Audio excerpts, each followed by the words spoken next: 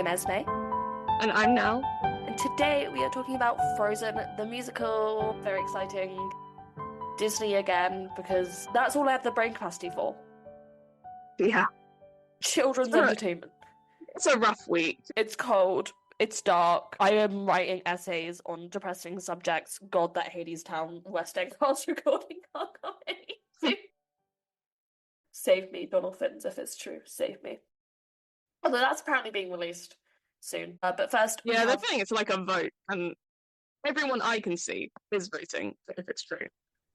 the people long for if it's true. Anyway, we have some news, not as much in weeks prior. I have this feeling that it's going to start to slow down between now and the New Year. Yeah, we're getting to that point. We were literally just talking about what big news we expect to be coming.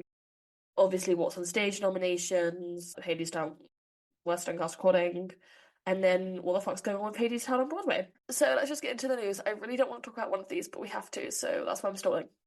This isn't the thing I don't want to talk about. Floyd Collins announced their cast with Jeremy Jordan and Lizzie McAlpine. Incredible.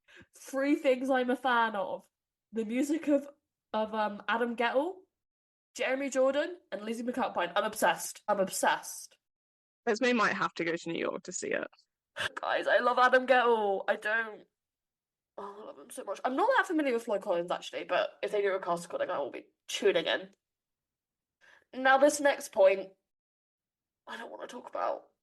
It's so stupid. If you actually ever listened to this podcast months ago, probably almost a year ago now. It was literally a year ago. Yeah, we kept talking because Moulin Rouge on Broadway made this very stupid decision to cast Boy George. Yeah. And there was backlash. We were like, this is stupid. This is insane. We don't even like Moulin Rouge, and this isn't a stupid decision. Yeah. And guess who's returning to Moulin Rouge on Broadway? Boy George. And it isn't just the fact that he is a convicted sex offender. I was searching for the right word here. He's a convicted sex offender. He was also horrific at it. Didn't he walk on stage with his AirPods in? Yeah. It's also what the show is about directly conflicts with what Boy George has done. It would be like if they cast a Republican in Hadestown. Which I'm sure they have, you know? Yeah, but you know what I mean. Yeah. It's just it's so stupid. There's not even a better way to describe it other than it is so stupid. So fucking dumb. And again, like I said, I think last time they decided to pull this stunt, you're pissing off your core fan base, and you never want to do that. Yeah. Because they are the ones, Moulin Rouge, that do all the free promo for you. They are the ones that, God knows I don't understand their love of the show. But they love it. But they love it, and they do so much free marketing. They do so much word of mouth. They do so much filling of those really expensive can seats. I think the unfortunate thing is Moulin Rouge is always going to be a mainly tourist show. And mainly a show for people who don't like musicals, because everyone knows Moulin Rouge the film. Everyone knows the songs. It's in contrast to something like Hadestown, which is far more within musical theatre communities, a very big show. And I think because they obviously know this, they're like, well, fuck it, we'll just keep casting celebrities without actually caring who they are. Yeah. And even if they lose their core fan base of returning fans, they know they can fill the seats. It will be harder for sure. Yeah, I do just think when Boy I truly believe they think they can fill these seats with or without their fans, and I don't know if they actually can. Hopefully they can't. It's when Boy George leaves, what's the big picture here? You know it's bad when Aaron Tveit daily is blocking Moulin Rouge. You know? Yeah. And they are the people who will show up when you don't have a name in. They are the people who will make sure people know that Moulin Rouge is still on Broadway, you know? And it's pisses me off so bad. It's similar to I want to say it's similar. It's absolutely not in any way. But in the same way, it feels like a mincemeat pricing on Broadway is turning their back on the fans who supported them through Oh, horrific pricing on the West End. oh my God. But the idea of, hey, you've built us up to this incredible show. Yeah. You've supported us. You have, bought those group tickets, I'm Mm. sure. You get the We're loyalty now going to discount. go somewhere else that it is even more expensive for you to get to, and the prices are going to be reasonable, are going to be Mhm. cheaper. I To read do an that, it's interview. not the same as casting a sex No, offender in your no. show, obviously. It's by far the lesser of two evils. But it feels that same way of turning your back on the fans who have got you where you are. And I Mm. don't think it's the cast and Mincemeat's fault. I always bring these guys up, love them. It's Um, it's the biting the hand that feeds you. yeah, like I don't think it's the cast or even like the crew's fault. Actual Mm, people involved in these productions, I don't think it's their fault. mm-mm. It's like the producer's fault, Yeah. who So are very much like looking for that bottom line. there was this. I'll send this to you when it's over. Mm, The one of the producers of Mincemeat gave another baffling interview talking God. about the pricing, and they were like, Broadway's really expensive. And I was like, yeah, I know. And they were like, the reason why we haven't continued our pricing structure is because we want word of mouth, and word of mouth worked really well for us last time. I was like, Yeah, yeah. no shit. Anyway, moving on. The Wicked movie is out. I have seen it, and I haven't you want need to. to. You really need to. I I saw a will. clip of Defying Gravity and I literally started crying. What was it like? The end where like Glinda's looking It's up at the when sky. no. It's when she jumps out the window and she's falling, and then in her reflection she sees her younger self, and then she Oh. flies up, and then she does so if you can fly the whole end bit, and I was like, oh my god, it's Defying Gravity. Oh my Guys, god. I started crying. guys, look, I don't know how many of you guys know this about me, but I'm a Wizard of Oz fan. Like, that is one of my favorite movies of all time. I was talking to a friend and I was like, yeah, I've watched it 50 times probably. And she looked at me like I was crazy. And I was like, oh, I thought that's just a common known fact about me. The real And ones it is. to real ones, this is key part of my lore. And so the whole sequence of No One Mourns the Wicked, I cried because I was like, oh my God, I'm back in Oz. This feels like Oz to me. And so it was beautiful. Oscars for Cynthia and Ariana. They are very good in it. Yeah, I've reverted and then I was like firing off facts about the Wizard of Oz and like that universe as we were walking back and from the cinema. And I was like, yeah, so basically the past 20 years of my life have just been a big expedition and how much can I learn about the Wizard of Oz? Shout out to the Oz vlog. In Love that another girl. in another universe, I am her.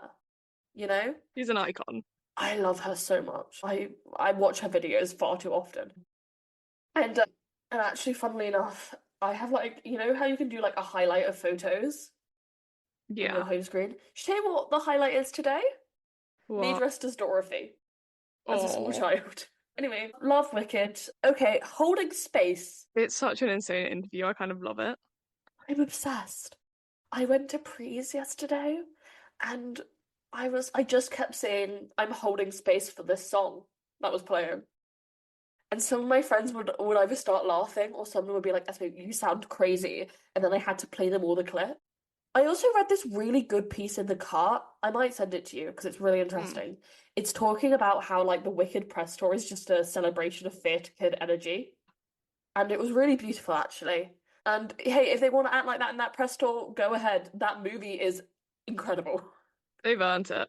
Also, they're tired. Let them go have a nap, Anyway, Def Becomes Her announces a cast album. They have 4 tracks currently out. And they opened. They got a critics pick from the New York Times, and I'm intrigued. I'm intrigued. I love Megan Hilty and Jennifer Samard, so this is right up my street. Yeah, I don't really have anything else to add to that. Mary recouped, being the first show of the 2024-25 season to do so. Incredible. I really love Oh Mary. Maybe I want to Happy go End. see it so bad. They just need to bring it to the UK. Bring it to the UK for like 2 months. You guys can take the Mincemeat Garrick. can go over to Broadway. Oh, Mary can come here. Exactly. You guys can take the Fortune Theatre. Do It's like, do a little like exchange. Like we're year 8 high school students, yeah. just come over here for a little bit. Come to the Garrick. We'd really like it here. Come to the Hammersmith like lyric. The Lyric Hammersmith. I Like don't two know. weeks. I was about to say a really local theatre to us, and I was like, no, I can't say that. They'll be doxing us.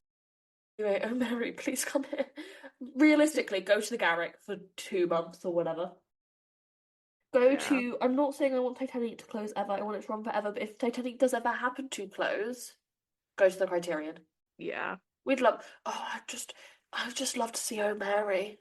It'd be so good. Anyway, maybe Happy Ending is starting to sell more. Come on, guys, we can do this. We can keep maybe Happy Ending open For the next like 200 years. forever until I get to go see it, and then it can close. That's a joke. I don't Uh, even want it to close then. I don't want it to close ever. I've heard one song from this musical, and I just heard everyone else's amazing reviews, and I think I should go. I think I should go.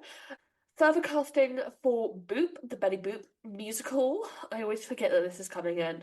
And I'm like, oh yeah. I'm excited for it. It looks really good. I remember when they did that out of town tryout last year, that Jasmine Amy Rogers is outstanding in it. Yeah. Oh, amazing. The Macy's Thanksgiving Day Parade. Oh yeah, it's Thanksgiving this week for our This week that we're American, recording the it, week that we're next recording week, it. last week that it's come out. Yeah.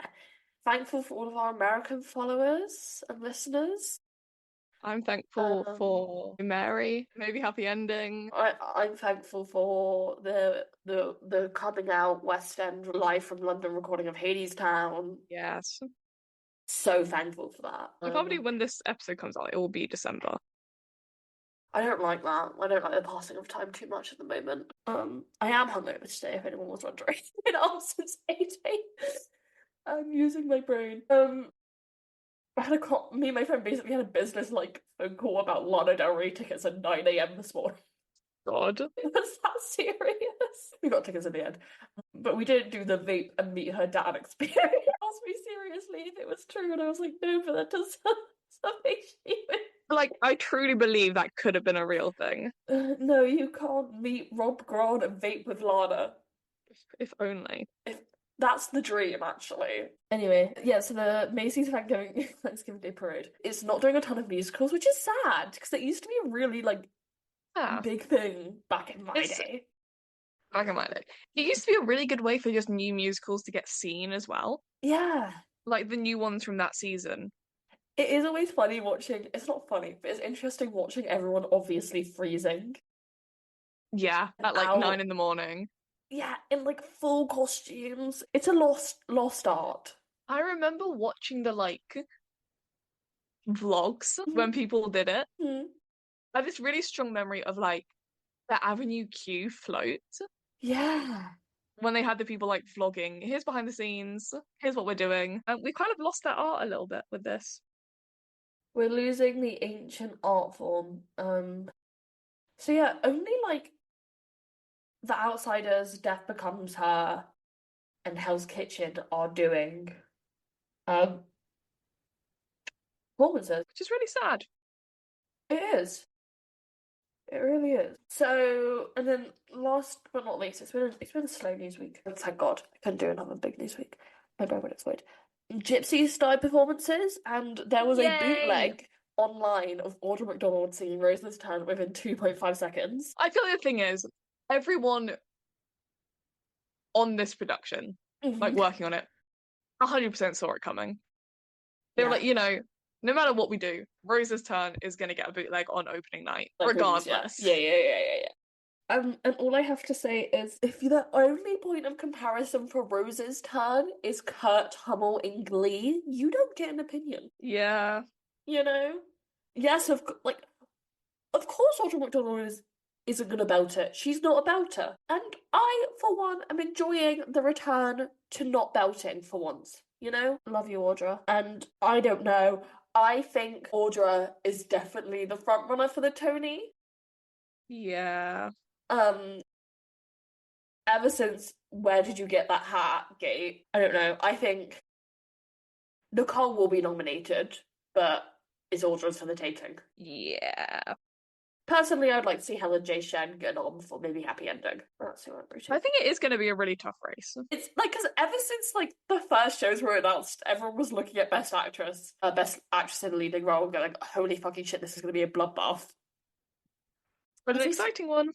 it is. We still have the last 5 years to come in. Amy Jasmine Rogers for Boo. There's like stuff coming in. So yeah, let's go to Frozen. So Frozen is a musical with a book by Jennifer Lee and lyrics by Kristen Anderson Lopez and Robert Lopez. So background on Frozen the movie, little movie, you may not have heard of it. It's very indie, very niche, Yeah, this guy is avant-garde. like A24. You like actually can't like watch it. You have to go like to you have it's not on streaming, it's only on digital. They only made like a On hundred copies of VHS. it. Yeah. So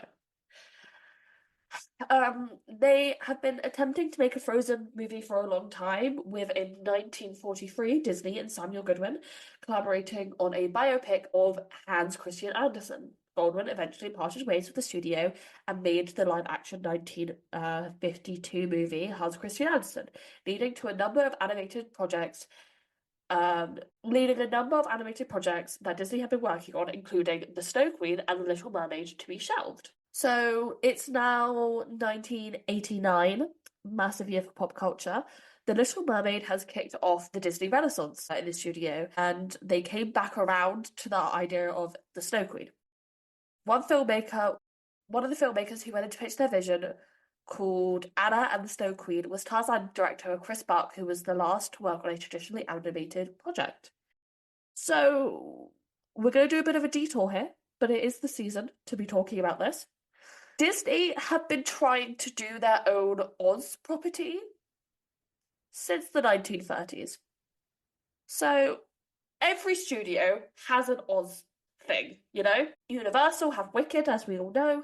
MGM slash Warner Bros. Have The Wizard of Oz. And Disney have the rights to every single other Frank L. Baum book. So this became like a pet project of Disney being like, I'm going to do something with Oz. So they would do Oz the Great and Powerful. Have you ever seen it? Yes, I have. It's It's not good. shit. It's so shit. I remember seeing it as a kid in the cinema being like, I need to go see this Oz movie. I saw it. This is completely off topic. Did you know there's 6 Home Alone movies? 4 Home Alone movies, I Yeah, I did. believe. Yeah, I just and watched the most recent one the other night. It's there's insane. there's one with a kid who's just so not the kid. Yeah, so the most recent one I watched, first of all, this kid is British. He plays, it's the kid who plays, what's his name? Jojo's best friend in Jojo Rabbit. Oh yeah. Him. It's that kid. And so he's British, and it's an insane cast. Like, I cannot stress enough how insane the cast is. Like, literally every 5 seconds, I was like, is Is that this person? this like famous? It's incredible.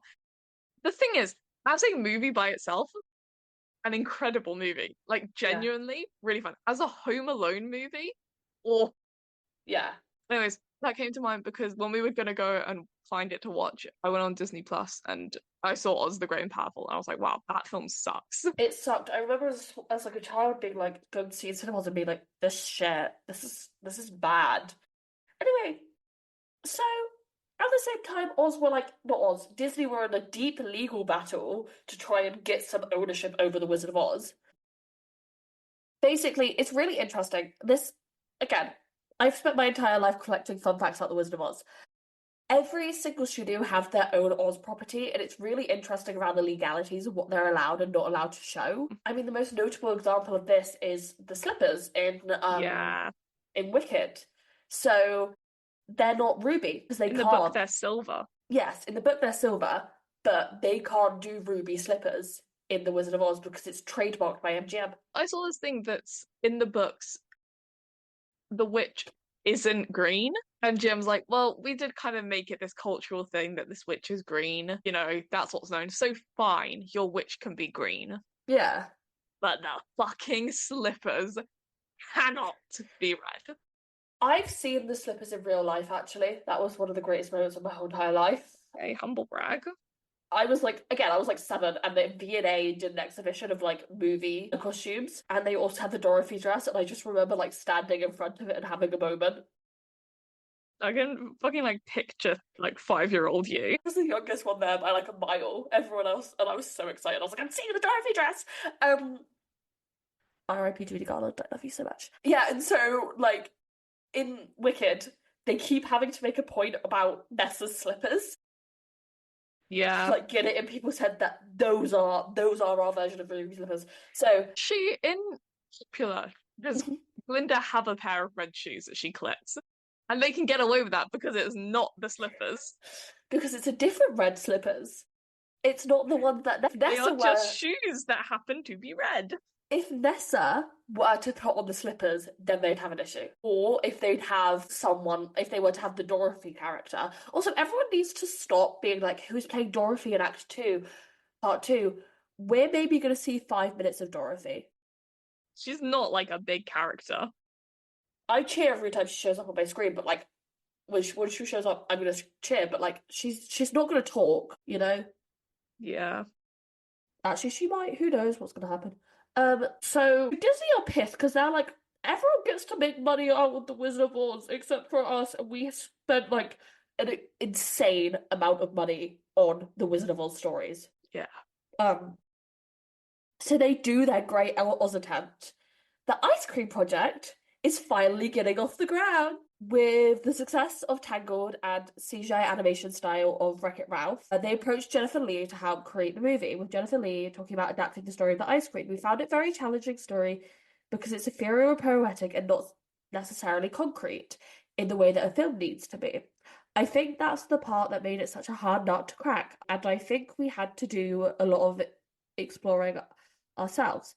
I don't think it was until we decided who the film was about that it really found where it was going. There's a solution to the solution to this would be the creation of the sister relationship, with Anna being the ordinary girl with no magic and a heart of gold that to drive her forward, with then seeing Elsa as a kind of superhero with superpowers with snow and ice, whereas Anna has no powers at all except her extraordinary heart. That was the part of the original Snow Queen story that we wanted to hold on. It's a story about love and conquering all the negativity in society that is ruled by fear. Elsa represents, and the other characters represents aspects of that too. And Anna represents the love of the story. That's all she's armed with. They would get Robert Lopez, Avenue Q, and his wife, Christian Anderson Lopez, to write the score, with them bringing on original Elphaba, Idina Menzel, as Elsa. She would apparently audition for Tangled, I'm guessing as Mother Gothel. Probably. Not get it, but then they'd like be screening back auditions and they found her audition. So Frozen would be released in 13. Frozen Fever would take over. If you don't remember Frozen Fever taking over, then I think you're 12. Yeah, my younger sister was obsessed with Frozen. I think she still kind of is. You know, don't tell her I told you, but I'm pretty sure she's still kind of obsessed with Frozen. I've just spent about 5 minutes talking about my deep love for the Wizard of Oz, so I can't talk. So there's a theory that Disney's response to Wicked and the Wizard of Oz is Frozen. That makes Hmm. sense? Because Which makes it a fun time to talk about it. yeah, because they fundamentally share quite a bit of the same DNA, if that makes sense. Yeah. Like I get if you were to try and make a comparison, I can see the basis of it. Hmm. I just think they're also both they're aimed at such different groups of people, specifically Wicked. Yeah, yeah. I kind of think they're not similar at all. Wizard of Oz, I kind of get, but in that same sense, like any kids' film post the 1930s, you look at and you're like, this is Wizard of definitely Oz. like a little bit Wizard of Oz. I don't know. It's fun to think about. You could definitely see Disney. Disney do have a track record of trying to do a Wizard of Oz thing. And I don't know, maybe they were just inspired to not have a love interest for once in their life. I think that's why people are a bit confused. Hmm. The other theory surrounding Frozen is the fact that they named Frozen that so that people would stop searching whether or not Disney was cryogenically frozen. I love that theory because it's so stupid that I'm like 100% this is true. Yeah, it's to the 110% this happened. it's to the point where when I was searching up like information for this section, I put into the search engine, why did Disney make Frozen? Like, what was the inspiration behind it? And every single article that came up was like, is it like actual fiction? Is Disney cryogenically frozen? Kind of backfired on them a little bit then. But Adele Dazeem, I have to talk about Adele Dazeem. of course. Wickedly talented Adele Dazeem. So yeah, Frozen. Massive, massive success. We all remember hearing Let It Go for the first time. Yeah. I remember vividly seeing Frozen in cinemas. And I still kind of can't believe that it came out 13, not 11 years ago. That is kind of insane. And they're I making, remember yeah. my younger sister's best friend at the Mm. time was called Elsa, and people bullied her hard. They were like, "You're named after the Frozen character." She was like, "No, I'm not. I'm not. I'm older. I'm older than that. I'm like 6 whole years older." Yeah. That's crazy that my sister was 6 years old when Frozen came out. Oh, No fucking wonder she's obsessed with it. yeah, that she's the right age demographic for it. She was quite literally like the demographic for it. Yeah. We were a bit too old. Yeah, we were like 10, 9 or 10. Yeah, I remember seeing it and being like, this is good, but like, not really. And then there was this whole thing around like girlboss feminism and Frozen. I don't think it ever even tried to do that though. No, I think it was just more the cultural time that everyone was like, it's girlboss feminism. Yeah. And I do definitely think because you have stuff. I'm trying to think of literally anything else around that time that's like a cultural thing. Girl boss feminism. And it is literally everything. Lena Dunham girls. You have like Liza Koshy might be a little bit later technically. She lives in the same like she lives in that realm though. Yeah. But she's in that same I'm gonna look up. She's 28 years old. Liza Koshy. Yeah. What the fuck? Actually, that makes sense. Yeah. I think Liza Koshy's just been around for years. Yeah. Okay. So she genuinely started her career in 2013 on Vine. Vine was Yeah. still around when Frozen came Oh. out for reference. Jesus. I think like from 2013 onwards is more when you see the growth of like the girl boss feminism. And I Mm. hate saying it like that because I do genuinely think it was a positive movement. I think it had good intentions, you know? And I also think, considering what we're doing now, which is they're like, I'm just a girl, I can't do anything, I just need a man to take care of me, I want to be a trad wife. I am but a girl. Oh, I I am would but a kill to go girl. back to Yeah, girl boss to girl feminism. bossery. Lena Dunham, where are you? Abandoned us. Unfortunately, we do need all the ladies. Yeah, unfortunately, Camila Cabello. What's the song worth it? Something like that. You know, I am trad feminism really pisses me off, and people don't realize that they're doing it. Yeah. Um, I think it's fine to, like, I don't know, it's obviously a bit more complex than mm, being like, you have to strive for everything. You're allowed no, to want to, like, take a step back. yeah, yeah, yeah, Nothing wrong with wanting to raise a family. It's yeah. just I wish people didn't see it as one or the other. I also wish that people, the Nara Smiths and the ballerina farms of the world have Yeah. really pissed me off it as of late. Thing is, Nora Smith isn't even a trad wife at all, No, no, but she leans into it so much. Like she knows that's her fan base. yeah, She knows that's what people see her as, so she leans into it. When the reality is, she is fully independent. If she wanted to get up and leave, she fully could with no repercussions. and it just annoys me because the rest of the world won't have the same reality of that experience as Yeah, Nara Smith. I don't know how we got onto this topic, but I think we need Lena Dunham. Lena, where are you? yeah. And I kind of think, in a way, that's what makes me happy that kids' movies have never really moved away from that. We've never Mm, gone back to like damsel in distress type movies. yeah. We have a lot more like female leads who are actually leads, who are actually doing things. I mean, Moana's never had a love interest. Yeah, Moana is a And great example. her new movie, Moana's a real person. But I yeah, mean, you have the new one with Rachel Zegler and Alan Menken, oh, I want to watch that. like Spellbound. Yeah, I want to watch that so bad. We are 20 and 21 years Yeah, old, but I so like I feel Rachel like, Zegler. I do love Rachel Zegler. Did you see everyone weirdly speculating about whether or not she'd broken up with her boyfriend this week? Yes, I did, and I stayed away from it. That's what I was doing when Lana Del Rey announced her new album. I mean, I'm staying away from it, but Rachel Zegler, if you're listening, I am single. And I, You know? I do, I do, like, I was looking because there was just such a mass psychosis happening. Yeah. that I just couldn't look away. I was like, what do you mean? You think that she's been having a year-long affair with Tom Blythe? Like, fuck it, sure. I Why was not? like, I support her for it. it's like if she has a girlboss, he's fit. But this is crazy, you know? Yeah, but my point is, I think I Okay, would sorry. rather young girls grow up to be like so-called annoying feminists Yeah. than grow up thinking they can't do anything. Yes. You know? Yes. Yeah. Well, I think that's even for us, like girl boss feminism kind of hit when we were about-ish. Yeah. We came of age during the era of the Girl Squad. Which is, I feel like that's why me and my younger sister are like still pretty different. There's still a part of me that's like damsel in distress.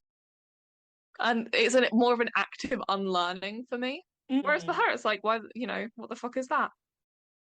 But the I'd but a girl thing is starting to really piss me off. I'm like, Yeah. guys, your jokes don't exist in a vacuum. What we say and what we do and the rest of it does not exist in a vacuum. Also, this is so unrelated. Do you know what's really pissing me off? What? The my suitcase thing. I like my suitcase. The people, I just worry that people are now warming to the Trumps because of it. I've seen a ton of like conspiracies, I want to say, of people being like, they're releasing these videos so that people like the Trumps and to like humanize them a bit. Which I kind of agree with. I think they probably Yeah, are, but I don't know. We're in a weird time. Been doing a lot of thinking, unfortunately. The one thing I'm not sure how I feel about Blue Sky as a platform yet. I don't know. I think everyone needs to just get 10% more meaner and a bit more unhinged, and it'll be perfect. My favorite thing about it though is the Jack Antonoff parody account who tweets like he's actually Jack Antonoff. Someone with a Lena Dunham parody account followed him and he posted the follow notification with "Girl Move On." I was losing my mind.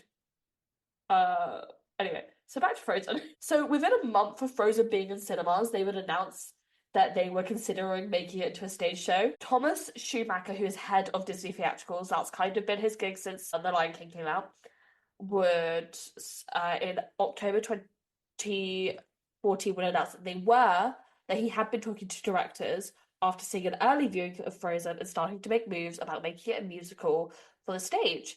It was a really interesting interview with him because the interview was basically like, here's a ton of musicals that people want you to make. Why haven't you made them? And he talked about Enchanted and Toy Story. And he was like, with Enchanted, the whole conceit of it that the first 20 minutes is animation. So how do you make that into a stage property? yeah. And apparently he's like looked at scripts for Enchanted, but none of them were good enough. One thing I do appreciate about Disney theatricals is most of the time they really will only make something a musical if they feel like it's viable. If that makes sense. Yeah. Like, don't get me wrong, they have a shit ton of money behind them, but they often do go in. They often do stuff because it's artistically fulfilling, if that makes sense. Yeah. Not in this Like case. they never just pick their most popular thing. I would They're argue like, all that right. with Frozen there was a little bit of that happening. But I also think that Frozen is a genuinely good story. Yeah, But yeah. like, because you think about like Moana was the same thing, and they've never even hinted that they want to make it a stage show, Mm. even though they have a lead actress who has gone into musical theatre. Yeah. Yeah, that's true. I think it is more so things that will work and things mm, that like are good artistically. Because mm, even like older shows, they don't mm. seem to want to like fuck around with too much, you know? I Like just, Cinderella, yeah. the Cinderella musical is not a Disney musical. No, it's Rodgers and Hammerstein. Yeah. Yeah. Like I feel like stuff like Frozen, Little Mermaid, Lion King are things that are interesting. Mm, Lion King, it's animated and they're all animals. yeah. How do we put that on a stage? Frozen, the whole thing is magic. How do we build an ice castle? How Yeah. do we do all these transformations? That's one. Little Mermaid, they are fish. They are on Heelys. Like it's the same thing as like Starlight Express, and people are like Starlight Express is so creative. Like even if the Yeah. plot's a little bit stupid, it's so creative to have trains have to be on roller skates. Yeah. I think it's the same thing with the Little Mermaid of how do we get that gliding effect as if they're swimming Mm-hmm. without them Swimming. actually swimming? The Yeah. transformation scene in The Little Mermaid is incredible. Yes. I Yeah. think it's something that is a genuine, like, it's about the creativity, not about what is popular right now. Mhm. And like, what else has been big for Disney recently? I mean, they are reportedly making a Coco musical, which again could be really interesting. I think that's the thing of it's just a kind of interesting story, and I think because you even that one, you look at something like Hades Town and how Mm-hmm. they describe going to the underworld. Yes. Coco is a very different vibe. How Yeah. do you do something like that? It's the same with like Encanto. Encanto is fucking massive. It's written by Lin-Manuel Miranda. If you were going off big popular movies, Encanto would be a stage musical. Mhm. And I think they could do it, and I think it would be fun to see. I think the music would be good because it's Yeah, Lynn's score and Lynn's good at writing music. Hot take. yeah. But I also think like they would do it because it would be fun to see how you play out the magic. Yes. Yes. I mean, that house could be such an interesting and innovative set piece. Yeah. Because I even think having it not as a set piece, but as like the ensemble, for example, like when she's like, what's her fucking thing in the opening one? Doors, floors, whatever. Yes. Yeah, yeah, yeah, yeah, yeah. Like having that as actual people doing something or as a really innovative set piece. I think it's things like that are really fun Thought because, experiments, yeah, almost. like there is no doubt that Disney's popular musicals aren't good. They aren't good stories. Mm-hmm. They obviously are, that's why they're popular. Yeah.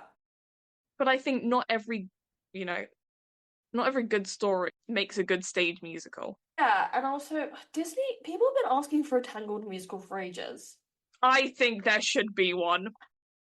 I was about to say, We one of some of our earliest podcast episodes, we go on to long ass tangents, being like, here's how we would do here's our a pitch for Tangled stage Tangled. musical. And like we come up with like stage designs and everything. Disney call us because I think they are finally working on it, but it's taken them years to get to the point where it's like, okay, let's do this. I think as well, it's a creative thing. How do we do the hair? Mm-hmm. How do we do the scene Mm-hmm. when they're underwater? You know, that particular scene, a big plot point is the only light is her hair. Are they going to do it that way? And if they do it that way, how do they have to arrange the hair on the stage? Is the hair a movable object that can be moved around, or is it a set piece? How do they do the Is it, cutting of the hair? yeah, you know, is the hair like, as we talked about, you could have it as a stage design, Mm. like on the frame of the stage, you could have Yeah, bits yeah, of yeah, hair, yeah, yeah. it could all light up. But then the thing is, when that gets cut, how do you do that? You know, when it's lighting up, does Yeah. all of that light up? Is it going to look weird the fact that when she's running around, none of this hair is moving? Yes. Yeah, yeah, yeah, Same with yeah. when she's underwater. Is it going to look weird that it doesn't look any different from when she's not underwater? Yes. And then how do you do the braid? Is Yeah. that hair just going to suddenly? I would think, hot take, Yeah. the braiding bit would be like the last bit before the interval. They would, if it was just a set piece, it would then be cut off, Okay. like taken off stage during the interval. Okay. But then again, how do you bring it back for the ending? Many I questions. think How do you do her coming down from the tower? exactly. How do you do the tower at all? Yeah. How do you do the changing Mm-hmm. from? Because I think it'd be really fun to have an actual like tower set piece that moves up and down, like is connected up in the flies and down below the stage. So when like Or someone is climbing it up, you're just moving mm, it down. So most of the tower goes underground and the top comes down. or like you have like someone like a ladder on the side and it's just high up and it like Yeah. almost opens like a storybook. I think that's the thing is Disney has basically unlimited funds. Like I'm not saying they don't adapt their most popular musicals. Obviously they do, and I think Tangle's a great example of that. They know it will make money, Like there's a but I reason think they, why Thomas Schumacher walked out of the thing of Frozen and went, there's a musical in this. And I think the reason why it happened quickly is because it made a lot of money, but also that was his first impulse, if that makes sense. yeah. And I also think like I think they enjoy the creative process Mm, because they're not limited by can we do this in a budget-friendly way. no. They know they're going to make it eventually, Yeah. If not on and they, Broadway, they'll make it on the road in the West End in licensing rights. yeah, people fucking love to do Disney musicals. Yeah, I don't because there was a I don't know how confirmed this was. I feel I have a feeling this was very confirmed that they did do a Tangled workshops like last year, I want to say. Yeah, Do you vaguely remember this happening? I do. I feel like we might even have a news bit on it I don't know, if we because dug around enough. yeah, it was my enemy Ryan McCartan was in it. Yeah. That's all I remember. But I remember being like, holy fuck, they're finally doing it. This is so exciting. Disney, I could make a great what's the point? Rapunzel. So, put down your hair. 7 a.m. my How would they usual do the morning lanterns? lineup. Exactly. I think it's a really fun thing to discuss. And I think once you start looking at all of Disney movies, there are ones that aren't going to work. Mhm. Either are too obvious. Yeah. Something like, fuck, what's a really. I hate to say it, I kind of think Moana. Moana, I don't think they should do. I think one, because there's not enough movement. You have an island, you have a boat, you have under the water in the How... crab cave, and you have I forget the name, but where the heart of the sea is, or where they're returning it to. Yes, yeah, yeah, yeah. Like I feel there's not enough change and not enough. There's no magic apart from the tattoos, and the tattoos you basically can't do. Yeah, No real way to do it. I do say Disney are like mega musical of today, if Yeah, that makes sense. Like there's a big moment in the Disney shows. yeah. Like, I also think it's a similar reason why they haven't even discussed, at least not publicly, an Encanto musical, mm, because there's simply not enough happening. The house is fun to do, but if you decide the house is a set piece, or like yeah. how Beetlejuice does it, where they Mm, have cast members moving things around, etc. That's kind of all you need to figure out. yeah. I I don't think it'd know. be really fun to see on stage, but I don't necessarily think it would be fun to put on stage. I mean, I'm intrigued because I have a feeling Thomas Schumacher has probably entertained the idea, Yeah, and so I'd be intrigued to see what the thoughts were.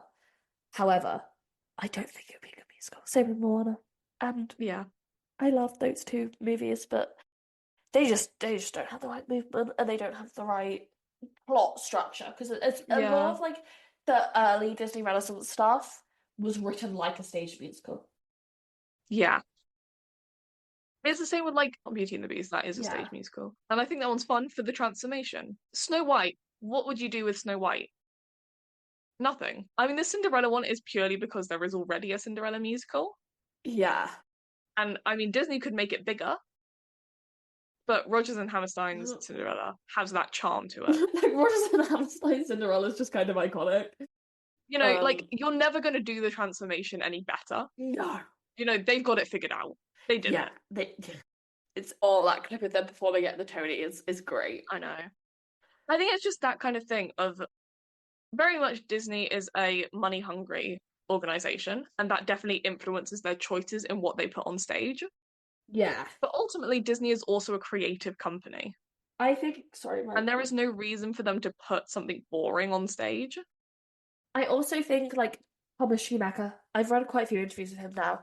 He genuinely loves theatre as an art form, and anyone who didn't have that love or dedication to it wouldn't would do way worse musicals. Yeah. So, Can I just say, while we've yes. been doing this whole conversation, I saw this TikTok a couple days ago Hmm. about making these like bow garlands out of yarn. And I Yeah, had some yarn, and I don't want to talk about why I have yarn, but sure, I okay. do have it. That's all right. But it's essentially, I don't know if you remember loom bands, Yes, of course I remember balloon but it's bands. essentially loom banding. And while we've had this conversation, I've made a little chain. That's amazing. I think I'm gonna just make it into a singular bow and put it Mm. in my hair That's for so Christmas. cute. That's so cute. But yeah. So, Um, anyways, if anyone would like a little yes. yarn bow, hit me up because I can now make them. I can make them any size you like. Mm. And if anyone would like to learn, I will teach you. So, the director that they would get in contact with first would be Alex Timbers, best known for his work on Beetlejuice and Moulin Rouge. By this time, he was known for Peter and the Starcatcher and Bloody Bloody Andrew Jackson. Peter and the Starcatcher is a I have Disney. not heard Peter and the Starcatcher in ages. The look on Nell's face. Oh my god. When are we People, doing Peter and the Starcatcher? it's technically a play with music. It is Disney though. which for me just kind of puts it as a musical. Like, by Kids, all means, yes, technically a play. kids today don't know Peter and the Starcatcher. Let's do Finding Neverland. Or the Harvey Weinstein musical. Yeah. With Matthew Dude, this is so fun. the 20 Every single time we record, I have some kind of like weird thing I'm doing. I could go back to doing my paint by numbers. I'm making a chain of yarn. 2010s genuinely feel like a fever dream for Broadway. Yes, they would hold a lab with this version with Betsy Wolf as Elsa, Patty Mearin as Anna, Okanat Onawadon as Kristoff, and Greg Hyedith as Olaf. Even in this version, it would be like written in the New York Times that Let It Go is the Act 1 closer.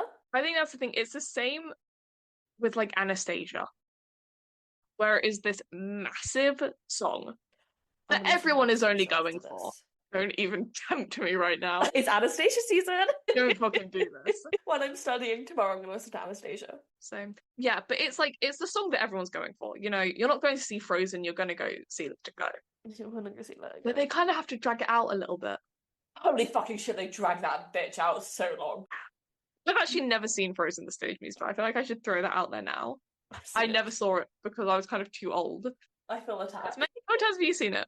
Okay, once I saw it, I was like 13. I saw it when I was 13 on Broadway. And then I saw it when I was 18 years old. Me and my friend, we saw Frozen. What else can I say about our trip? She had just broken her collarbone the night before. Yeah. Yeah. We had to get Shake Shack afterwards because she had to take some pain meds, and you know, there's that one in Covent Garden, like in the arcade. Yeah. And so we just went there and got a milkshake because I'm really thick. So yeah, we had to go get Shake Shack. We had to go get Shake Shack. So the timeline for this would be Out of Town tryout in 2017 and then Broadway opening in 2018. Alex Timbers would be removed as a director with however, at this point they were still like on the same timeline and talking about going to the St. James Theatre as they needed someone who could handle like a bigger production, which is crazy looking back on because Beetlejuice and Moulin Rouge are massive. Yeah. However, if he wasn't ready to take on that big challenge yet, then I can understand how. Michael Grandage would be the new director. They would announce they would have 20 songs on the stage show, up from the 7 in the movie, and there would be an out-of-town tryout in Denver at the Burrell Theatre. The musical would have a budget on Broadway of $50 million. They would get a warm reception in Denver and go full scale to Broadway, opening up the St. James Theatre as planned. The first preview would happen on the 22nd of February 2018, the official opening date being the 22nd of March. Same year, obviously. The reviews. Jesse Green for the New York Times would say, forget girl power, sisterly love, and high belt quotation call of Let It Go. Anxiety over handling the precious gift is the theme that comes loudest in Frozen. The sometimes rousing, often dull, alternately droopy, anguished Disney musical that opened on Broadway on Thursday. The precious gift is not, I hasten to add, the freeze ray of Queen Elsa which threatens her kingdom without corresponding benefits, nor is it the warm-heartedness of the sister Anna which puts her at constant risk of elective chirogenesis. In ways that are both successful and not, you can feel the director Michael Grandage and his design team stirring to make something artistically worthy with the property's commercial promise. It is also very beautiful to look at. Certainly, it does not attempt to lighten the story that is fundamentally dark. Jesse Green then goes on to talk about Shakespeare in the Frozen review for some reason. Right? Stay weird, Jesse Green. You know Shakespeare's parasital comedies are frenemies. Wicked seems like a more obvious template for than As You Like It. My face is burning up. Huh? My face is burning up again. Esme's having an allergic reaction again. Or a panic attack. Jury's out. Well, you seem fine, so. Yeah. I don't know what I've done to cause an allergic reaction, though. Yeah, Wicked seems like a more obvious template for Frozen than As You Like It. Okay, why'd you bring up Shakespeare then?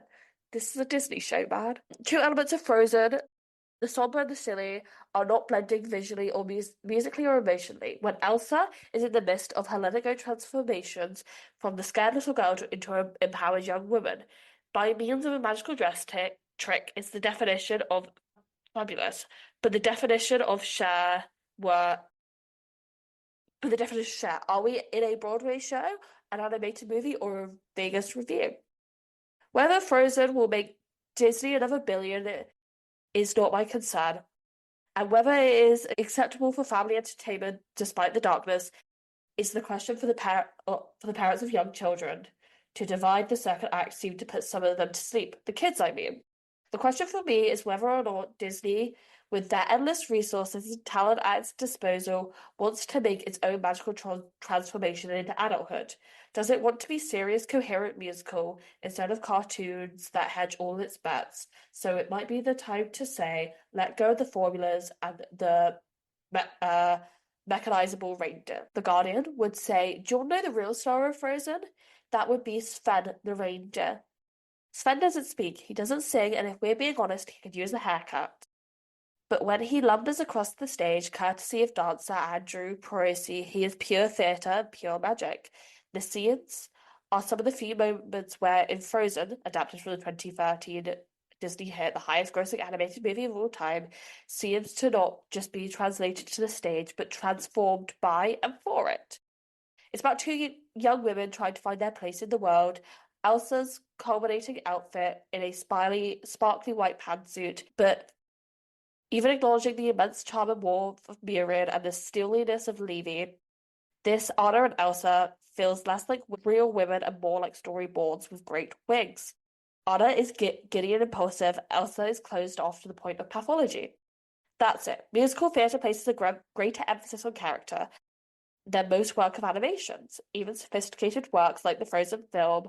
So while it seems at least a little wrong-hearted to ask how a show based on a cartoon for more interiority, more dimensionality, that's what's needed. Part of the problem is that the women aren't given as much to do. The central action is part of the problem. That the women that's a quest that's easily accomplished. Anna, climbs a mountain in search of Elsa. Elsa descends to find Anna. They don't encounter much in the way of obstacles. No walls, no snow monster. One friendly Baroque style snowman. What they do gain is a boon. Pretty much without accident, without glorious distractions of computer animation, the story feels fit. Songs are capable, and one of them, Monster, sung by Levy, neatly transfers Elsa from one pathological psychological state to another. But none of them stick with the tongue to frozen flagpole ferocity of Let It Go, or Love is an Open Door, or even Do You Want to Build a Snowman? The up-tempo duet between Anna and Kristoff, What Do You Know About Love, isn't as compelling. Neither is her earlier duet with Hans. The other number of the devoted pair, Fixer Upper, has been reassigned to the Hidden Folk, based on Hats, the Scandinavian. I'm not even going to attempt to say that, but it starts with a H. Hidden Folk? It is way too giddy for them, and if you're going to go at all, uh, for the trouble embroiled in the Broadway version, with figures of actual Nordic mythology, why freight such a goofball song? None of this seems to rattle the legions of little girls who are in the audience dressed as Elsa and Anna, or the few who come as Anna. No Svens yet. Frozen could be a little bit more inventive, more imaginative, more vital, more necessary. But those young girls who most certainly say, let it go. Synopsis time is the weirdest synopsis ever. What are you now? God. Every synopsis I read was like this. Disney's 2013 Oscar-winning film comes to Broadway, a full-length stage work told in two acts, the first and only incarnation of the tale that expands upon and deepens its indelible plot and themes through new songs and story material from the film's creators, including Kristen Anderson Lopez, Up Here, Winnie the Pooh, and In Transit, EGOT winner Robert Lopez, Avenue Q, The Book of Mormon, Up Here, and Jennifer Lee, Zootopia, Girl. In fact, this new stage production features more than twice as much music as the film. I like how that was two sentences and the last sentence started with in. Yeah. Weird synopsis. I was like, this can't be the only synopsis. They actually do have to talk about the plot at some point. And so I read about 5 different synopsises for Frozen, and they were all along those lines. I guess the thing is, everyone kind of knows the plot of Frozen. You Yeah, know? like it's new enough for everyone to be like, you don't know the plot of Frozen? Yeah, Um, what was I gonna say? Oh yeah, about the little girls in the theater. that's Okay. cute. So the night I saw Frozen on Broadway, there was an understudy. I'm gonna get up. I saw the understudy as Anna. Let me get up her name. She's a very talented woman, and I think she's in the Notebook right now. But she is black, right? And they have they have obviously like a young Elsa and a young Anna, who were played by white girls. And so when the switch happened between young Elsa and like older Elsa, no, young Anna and older Anna, like everyone in the theater who was like old enough realized that it was obviously Anna. That's the costume. That's the Anna role. We all know that this isn't real, except from this one little kid who just went, "What happened to Anna?" in the audience. It's not funny, but it kind of is. It was like, obviously, like everyone who realized, who like knows stuff, was like, obviously, It's Anna. that's very Alicia Jackson. That's who I saw as Anna. Very talented. Obviously, we were like, that's Anna, but this little kid hasn't really grasped the idea of this isn't real yet. I honestly don't remember too much about seeing it the first time because I was so tired. The jet lag was jet lagging. I remember being like, fucking hell, Casey Levy can sing. Many of us have thought this. You know, this is a revelation that we have all had this year. Every year we all go, Casey Levy can really sing. That's crazy. Casey Levy, I love your work. But no, I really like the score of Frozen, which sounds like a really like bland take. Yeah, I But know what you mean. I find myself returning to it more than I care to say. Honestly, I think purely because I've never seen the stage show, Mm. I'm like, I don't really want to listen to this kids' movie album. So Yeah. I don't really listen to it a ton. But I can fully see how you would get into it from the stage show. I don't listen to Let It Go because I've heard that song so many times in my life, you know? Yeah. I don't listen to Let It Go. I don't really listen. I listened to it for the first time in forever because I love the moment where it goes tell the guards to open up the gates and they both belt. Now let me God, tell what a you. song. Now let me tell you. I do remember seeing that and being like, this is some good musical theatre right here. Because the way they had it staged of both of them on either side, and Oh, I then can just imagine. when the gates open, like everyone starts rushing around them and they're overlapping. It's so good. I need it so bad. And then my other favorite song from Frozen, the musical, is Monster. Of course. Basic Holy ass fucking bitch. shit. That song's amazing. And again, Casey Levy, extraordinary. What more can I say? Oh, I also, they cut this, so it's no longer on the show. The song called True Love Mm, for Anna in Act 2, you know, when like she's about to die of ice and Hans has left her there to yeah. die? That was project's done. I made my little bow. Made a little boo. And they're doing and she's about to die of ice. I like the fact that she has a song there. I get why they cut it because, like, for the little kids in the audience. Uh, Again, I was old enough to be like, yeah, this is good theatre. Oh, do I have anything else? Do you have any thoughts? um, do I? I like it. I think I think again, it's one of those shows that I like as someone who likes theatre because I think it's a spectacle. And I think it's just like Sven. I remembered Yeah. it when that review Oh, was talking about it. Sven, as a concept of how they do it on stage, is so much fun. We've really lost the art of puppets recently. honestly, bring back puppets. You know the woman Just on bring it back. The one on the TikTok who the woman on played him TikTok. in the West End. I'm aware. Yeah, her videos were really interesting. She was like, I actually can't tell you too much about the Sven puppet and how it actually works because it would ruin the Disney magic. And I was like, that's so fair. I like she talking to be like, yeah, I can like talk with people on stage. Obviously, she doesn't have a mic. No? I think as well. Frozen is good for puppets. That's my thoughts on Frozen. You've got Okay. Olaf, you've got Sven, you've got other things, I'm sure. I like the fact that I they were think if like, they had kept in the snow monster, that could have been a fun puppet. again, it makes sense that there's not a snow monster though. Yeah, I guess. Or like King Kong style puppet Yeah, for King Kong the musical. Let's talk about that. yeah. That's our Christmas musical. Walking down the street in Broadway when I was in New York, and this probably the same day I saw Frozen. Being outside the Broadway Theatre where King Kong was about to start previews, and my dad going, "There's a King Kong musical." Me going, "I didn't know that existed." And then for a couple of weeks he'd ask me, "So how's the King Kong musical doing?" Not good. It's really bad, apparently. Bad, actually. And then he was like, "Yeah, well, I thought it was King Kong musical." And I was like, "But you wanted to go see it?" "Yeah, because it's a King Kong musical." I don't know. I think the issue with Frozen, and this is pointed out in the reviews, is Oh my God, you Spotify is actually really putting out rap stuff. 2 I hours ago, pre-rock checklist, update your Spotify app, guess your top songs, prepare for the reveal. yeah, it's coming out this week, guys. I hope everyone had a good Spotify Wrapped. The thing is, at the very least, at least Andrew Lloyd Webber won't be my top artist again.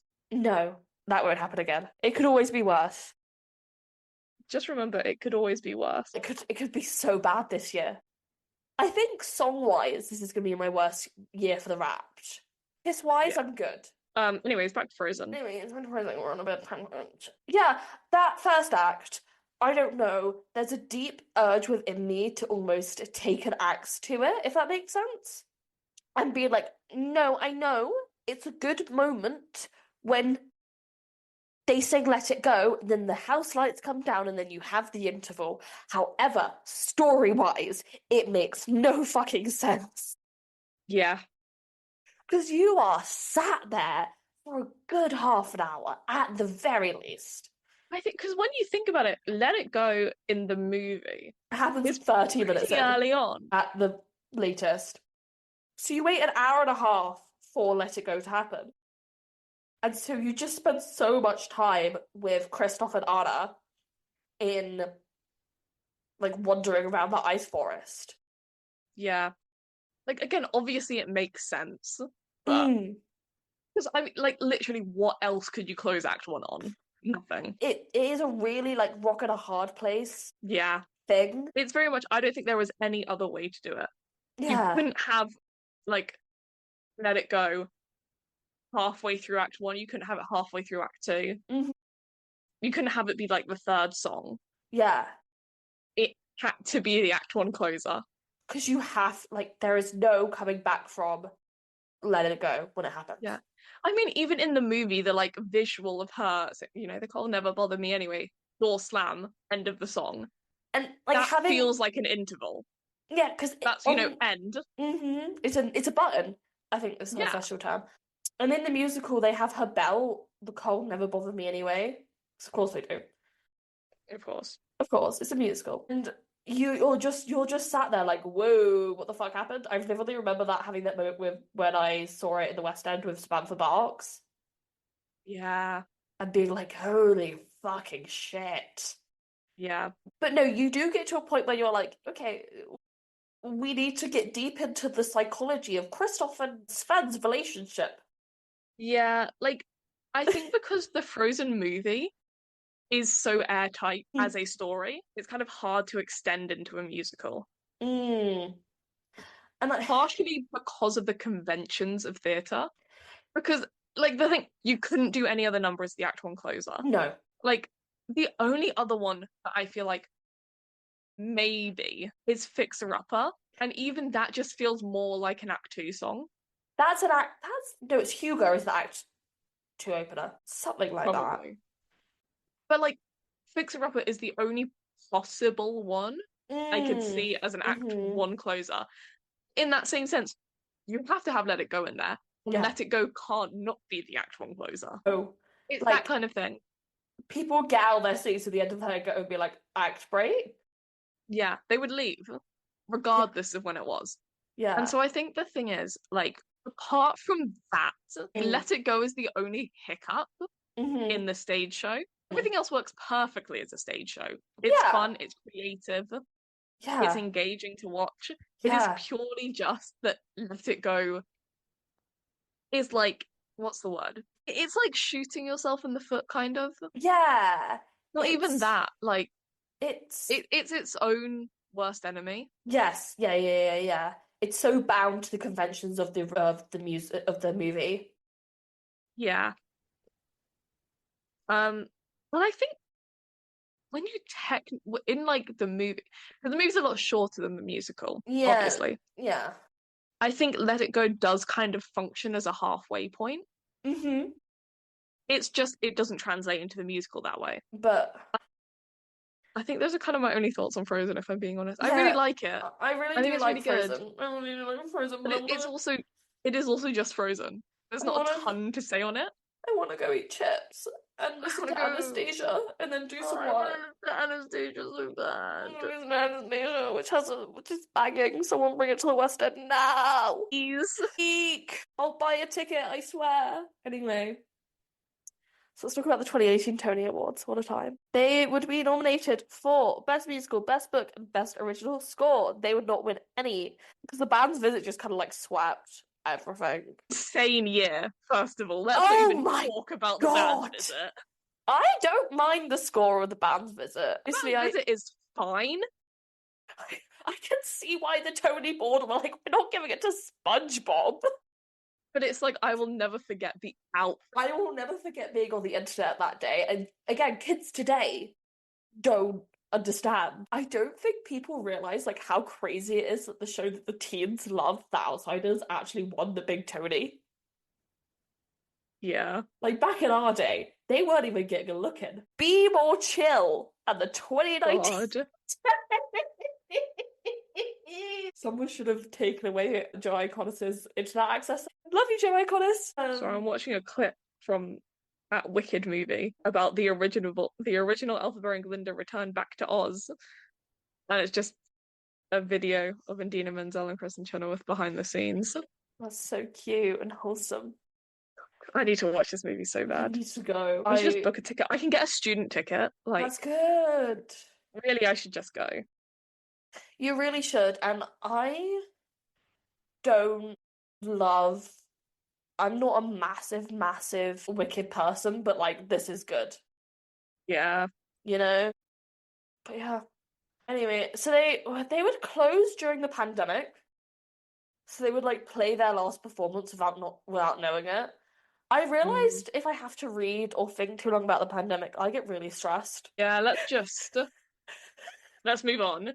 I was doing some reading for my essay, and it was all about like the meaning of home and talking about like how the Oh. pandemic changed that and talking about lockdown in detail. I was like, God, don't remind me. Don't remind me. It was actually so bad. Wait, let's just skip a year ahead. Something happened. Let's not talk about it. Their last performance being March of 2020.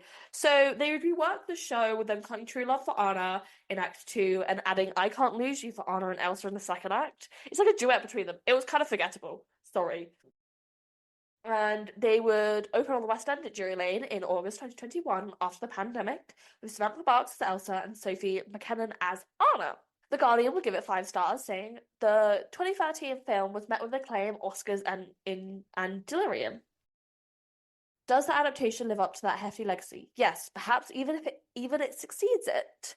This is a show that's every bit as magical as the animation, packed with thrills, gorgeous choreography by Rob Ashford, alongside signature ballads and the gain of great power of the live incarnation. It's a bit of a spectacle, yet never loses control with special effects that yield some dazzling coups de theatre. I will say, good use of a turntable. Yeah, I do just like a turntable in theatre. Bring it back to Les I Mis, can you respect that. cowards! No, I found out I was talking to my parents, and I found out my dad actually hates Les Mis. So Like he no. actively hates it. Really? Why is he a Les Mis hater? I think he's just said it was like a bit dull and obviously all sung through. But to be fair, he said he last saw it in probably about 2004. Oh, okay. So So long time ago. Long yeah, I time was like, ago. they've taken out the turntable. He's like, Yeah. what? Yeah, take that. The only good bit of the show. Although it does work without the turntable, I just like a turntable. The thing is, you've never seen it with the turntable, so you No, I can't fully haven't. appreciate how much of a downgrade it is. My no, but my friend who has seen it like 5 times over many, many years. She saw it, the original production, and she said she liked the rework production better. But I think she was just young when she saw the original and so couldn't fully comprehend it. That's what I think. I think if I went back to go and see Les Mis again, I would love it. I loved it the first time, but I was also just very young. I was like Yeah. 13. You know, same. She was about the same age. Maybe we went together. Definitely didn't. You saw different casts, I think. I saw my dance teacher in it. Yeah. What was I going to say? I should do a list of my favorite turntables in theatre one of these days. Hadestown, That's what I was number say. one. Number one, Hamilton, Hadestown. probably. I fucking love the turntable in Hamilton. It's kind of iconic. I like the turntable in Cabaret. I can't comment on it. I think it has like lights when it lifts up. That's quite nice. It is quite nice, and I think it delivers one of the best moments of the entire act. I think if I were to go see Cabaret now, though, I'd probably have to have a panic attack. Yeah. You know, rise in fascism and all. They would be nominated at the Olivier Awards for Best Actress in a Musical, Best New Musical, Best Costume Design, and Best Lighting. You know, that year, Back to the Future won the Olivier for Best New Musical.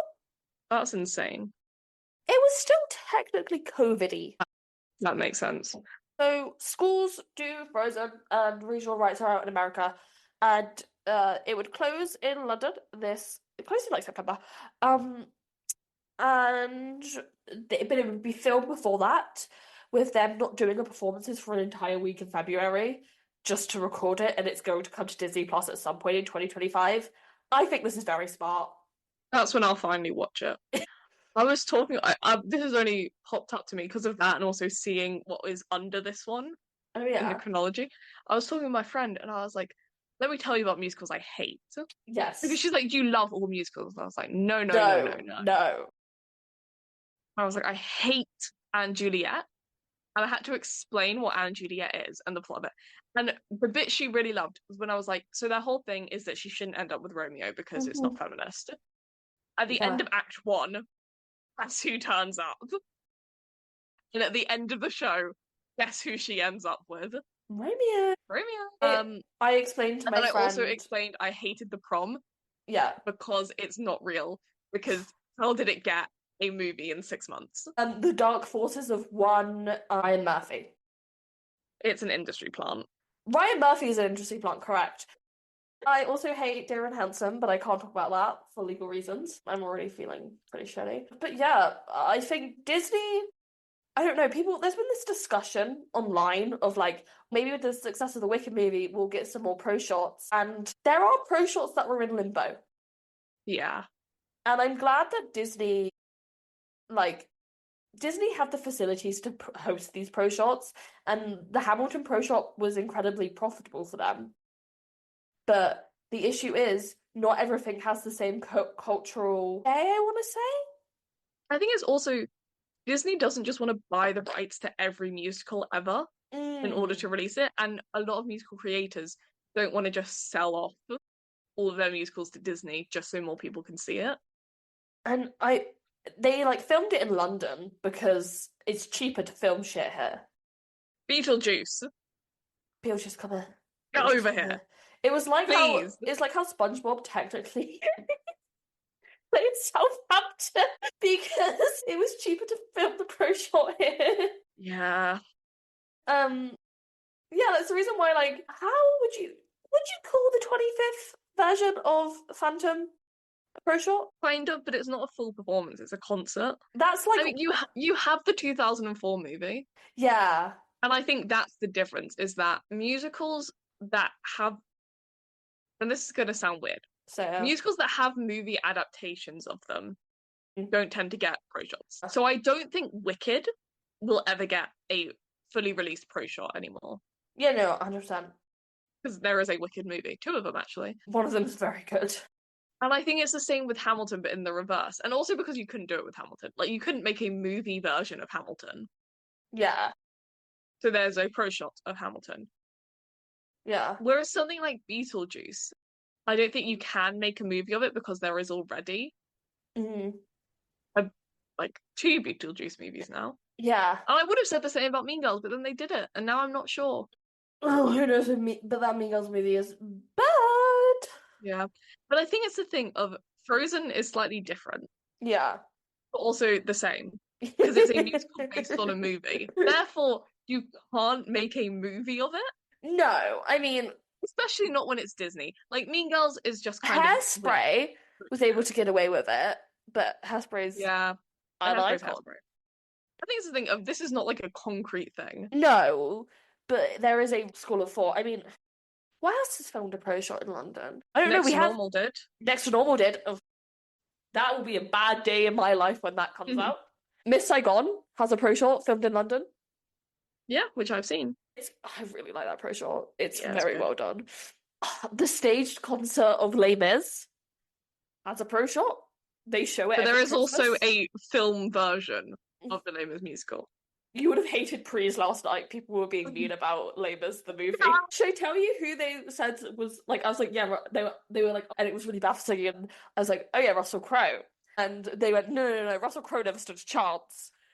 To tell you who was really bad, Hugh Who? Jackman. My friend just went, Hugh Hey, Jackman sucks in it. I was like, sure, girl. incorrect. God. Anyways, yeah, I Anyway, can't wait for so the pro shot. I'm excited for it. I'll finally be able to watch Frozen the musical.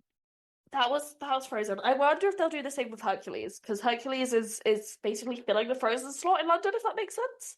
Yeah. And I wonder if that will do the same because I don't think they're planning on bringing it to Broadway anytime soon. That No, Hercules. Also, don't feel like it will last as long as Frozen. I don't think so. Unfortunately, I think it looks really good and I kind of want to Well, go see it. I'll go see Hercules. The thing Let's go with see that, Hercules. the thing that makes me think it's not gonna last as long is Drury Lane's fucking massive, Yeah, and it's hard to sell out there. It's hard to sell stuff there. So Hercules will sell well. I just don't think it's gonna be this big splash hit. yeah. But yeah, those are my thoughts. Next week we are doing She Loves Me. I love She Loves Me. I need to Deadass. revise what the fuck happens in She Loves Me. It's not important. But anyway, fuck you, Zachary Okay, Levi. okay. Jake Kowski and Laura Benanti, I love you. That's it. Yeah, I want to go eat chips now. I think I'm gonna go out. Nice. I also Spotify Wrapped. It's gonna come out. I'm so scared of it. By the time this is out, it's probably be out. It'll be out, and who knows how bad it's gonna be. Who are we gonna get messages from? That's what scares me the most. Aeneas Mitchell, please. And it is Mitchell. Please I love you. Please. Anyway, I'll probably get a message. Anyway, we're talking about this off mic. Anyway, bye.